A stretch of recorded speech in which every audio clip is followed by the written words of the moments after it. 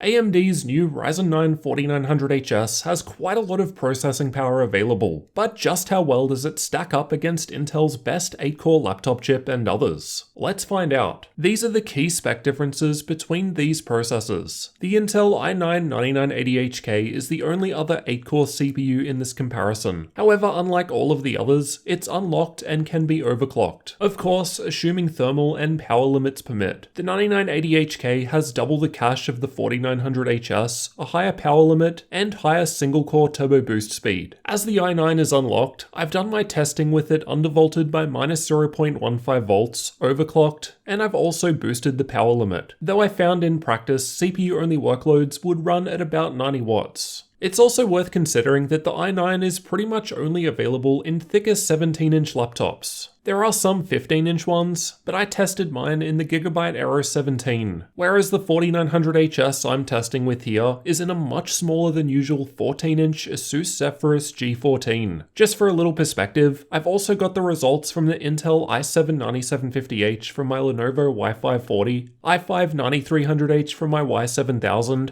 and the best from AMD's last generation, the Ryzen 7 3750H from the Asus TUF FX505DU. Starting off with everyone's favorite Cinebench R20, we can see the i9 was able to hit 6% higher multi-core speeds. Though to be fair, the 4900HS could score similarly for the first couple of runs before the boost period expired. The 4900HS can run at 60 to 65 watts, but it settles at 35 watts long term. Anyway, the 4900HS is leading the pack when it comes to single-core performance, something Intel has historically been considered best at. I've also got some older Cinebench R15 results for those that still use it, but unfortunately I didn't test out the i9 with this benchmark when I had it, so we can see how the 4900HS stacks up compared to the other chips. However, we'll move right along. HandBrake was used to convert a 4K video file to 1080p, then a separate 1080p file to 720p. In this transcoding test, the Ryzen 9 4900HS was actually faster than the i9, which is honestly quite an impressive achievement. Either way though, the results were close, and both of the 8-core systems have nice leads over the other processors in the comparison. Blender is another threaded workload that prefers more cores. This time the i9 was about 10% faster in the classroom test, and about 9% faster for the BMW test. Although the 4900HS is behind, this test takes a lot longer to complete than the other tests. So the 4900HS is actually running at its 35 watt limit for most of the test. I'll show you a bit later just how power efficient it is. The results are pretty surprising. Vera is another multi-core test. This time the i9 was scoring about 20% higher than the 4900HS, while the 4900HS is about 17% faster than the i7-9750H. Again, when you consider the 4900HS is a smaller 14-inch laptop with a 35 watt limit, the results look quite promising for the Ryzen processor, another benchmark that uses the CPU to render out a scene. The results were similar, with the i9 about 22% faster in this test, while the 4900HS was about 24% faster than the 6-core i7-9750H. 7-zip was used to test compression and decompression speeds, and the 4900HS was ahead in both regards. Well, the comparison score was very close to the i9. However, when it came to decompression, the 4900HS is almost 10% faster than the i9. AMD have traditionally done very well in this test though. As you can see, even the 3750H down the bottom beats the i5-9300H in decompression, where the i5 was otherwise winning in all other workloads tested.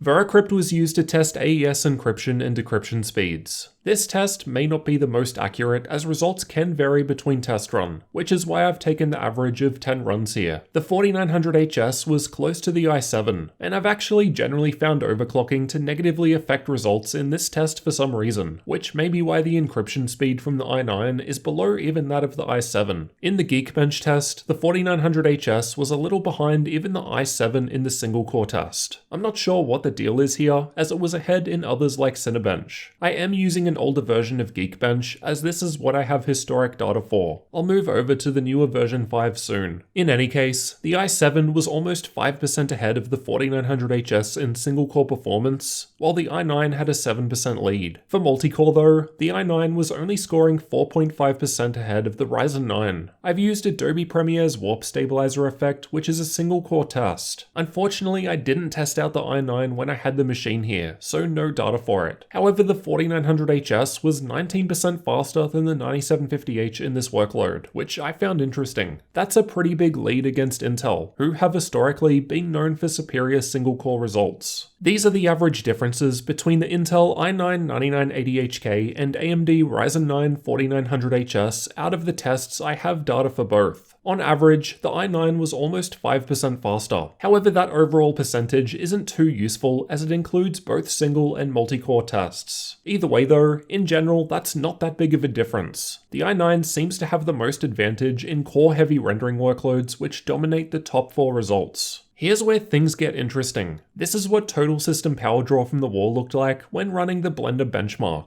The 4900HS laptop was using less power in this test than even the 2 quad-core systems. The i9-9980HK has blown up because I've raised the power limit and overclocked it to increase performance above stock. And power efficiency tends to get worse the higher you go. Anyway, although the i9 was winning in most tests, consider that in Blender it was only about 10% faster than the 4900HS, but it was using more than double the power to achieve this. The 4900HS would likely have no issues beating an i9 at stock if I wasn't undervolting and boosting the power limit. This really goes to show how efficient AMD's 7nm processors are. These are the average clock speeds during the same Blender test. Unfortunately, I didn't record this data back when I had the i9 for testing, but I still thought it was interesting that the 4900HS was clocking lower out of these options, while also destroying them as a result of the higher core and thread count. Likewise with the temps, no data from the i9. But trust me, it would be well up there. In any case, the 35W 4900HS was running cooler than the other 3 machines. And remember, the Ryzen processor is in a smaller 14-inch chassis here. My 9750H, 9300H, and 3750H are all 15-inch machines. Unfortunately, there are no gaming results at this time, as all of the laptops tested had different graphics cards, so it wasn't possible to fairly compare. However, I'll try and do this in the future if I'm able to get my hands on comparable machines. It seems pretty clear to me that AMD finally have a competitive mobile option on their hands. Seriously, my 4900HS is in a smaller 14-inch chassis compared with the i9, which only exists in 15-inch but more commonly 17-inch laptops. The Ryzen option uses less power and still offers high levels of performance in most workloads, and it's also a fair bit cheaper. The G14 I've tested here goes for about $1,450 US. Good luck finding any i9 laptop anywhere near that price if you need CPU processing done. Although Intel's 10th gen isn't too far away, I'm not expecting big changes, being that it's still on the 14nm, I've lost track of the pluses architecture. Let me know what you thought of the performance from the 4900HS down in the comments. I can't wait to test out the other new Ryzen processors and see how they stack up against, say, the Intel i7-9750H. So make sure you get subscribed for those future comparisons and upcoming tech videos like this one.